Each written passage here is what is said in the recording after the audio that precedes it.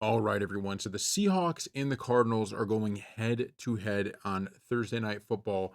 And this game is going to be one that, betting wise, I am just torn up on. And we're going to do as we always do. We're going to give you our argument for both sides as to why each one can cover, and we'll go through it. So let's start with the Seahawks.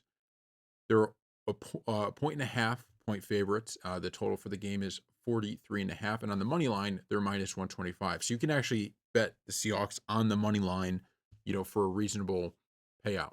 The Cardinals plus 1.5, and they're plus 105 on the money line. So let's start with the Seahawks here. First off, the Seahawks, I think, are exceeding all expectations. I've been someone that was very, very, very critical of the Seahawks and what their offseason moves were. I thought you let go of Geno Smith, you bring in Sam Darnold. What are you really doing here? But they've looked phenomenal so far, and it's coming off a dominating performance against the Saints. I understand it's against the Saints, but when you beat a team like they did, it's going to raise some questions. So the Seahawks have looked great so far this year, and I think they deserve some credit for that. Like I said, I was very critical of them coming into the year, didn't have high hopes for them. However, they're a team that, in my opinion, has exceeded expectations to this point, right? And this is a game, even though they're on the road, that you really have to win. The next kind of argument I would use is the Cardinals are really banged up. This is a team in the Cardinals that they're really a hit or miss team, right? Overall, really a hit or miss team. And now losing James Conner, that's a big loss. Okay. The running game is something that could stabilize you, and not having James Conner, I think it's going to be tough. And so if I'm thinking about betting the Seahawks here, that's something that's a huge, reason to say, look, are the Cardinals going to be able to be as good as they need to be to beat the Seahawks? I'm not entirely sure.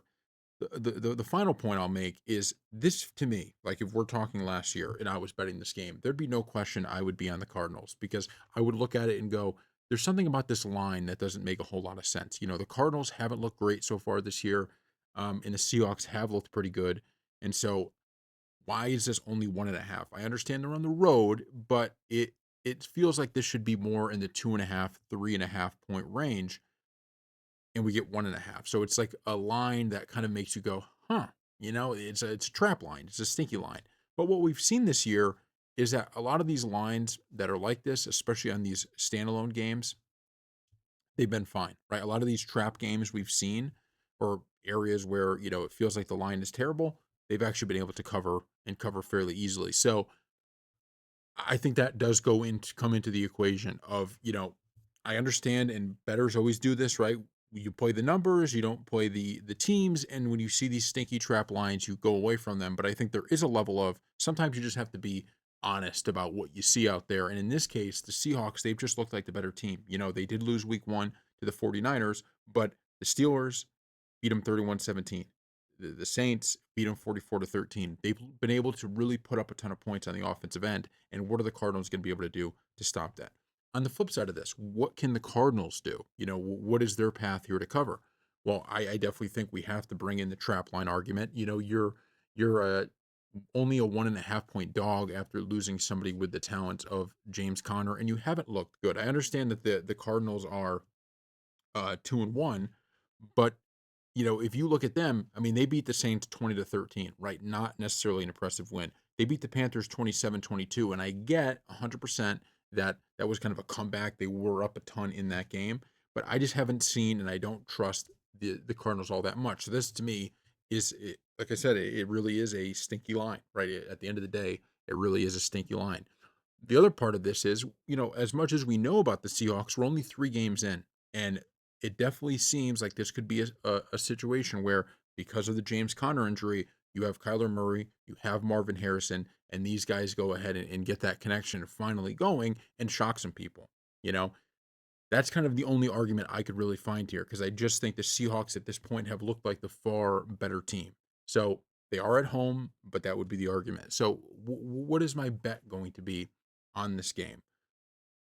I'm rolling with the Seahawks, and I hate it because, like I said, in most cases, I would be riding with the Cardinals because it's like everybody feels like there's no way they win this game. There's no way they win this game. So you kind of roll with them.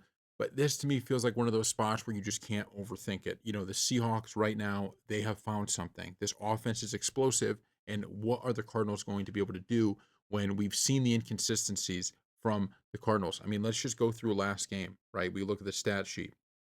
Kyler Murray, 22 for 35, only 159 yards and a passing touchdown. You did rush for 37 yards and 6 carries. Marvin Harrison only 3 receptions for 44 yards. Like this is just not a team that on the offensive end is really having these phenomenal games. We go back to the Panthers game.